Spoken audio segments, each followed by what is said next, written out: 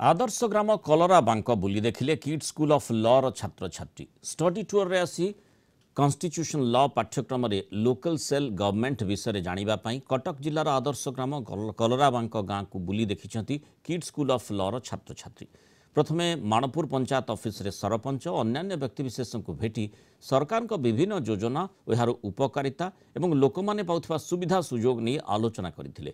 परे कलरा बांक रे पहुंची प्रथमे मां नीलिमा रानी प्रतिमूर्ति रे माल्यार्पण करथिले। गाँर स्कूल मेडिकल लाइब्रेरी मंदिर कम्युनिटी हॉल आदि बुली देखि अभिभूत होइथिले।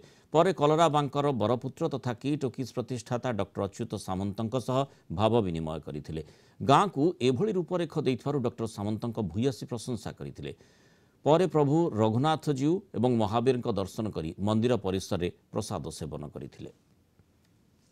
कलरा बांक स्मार्ट विलेज को आसथिलु आमे लोकल सेल गवर्नमेंट विषय जानिलु आउ ग्राउंड लेवल केमती काम करूची गवर्नमेंट ता विषय आमे जानिलु आउ सामंत सांकर खूब खूब धन्यवाद सामंत सांग को कि आमे गोटे अपॉर्चुनिटी देले आमे विलेज रे आसी कि बहुत जिंस देखिया पाइलु। हमने सरपंच से बात किया, हमने प्रेसिडेंट ऑफ द ट्रस्ट से बात किया, हमने सामंत सर से बात किया, हमने टेंपल के ट्रस्टीज से बात किया।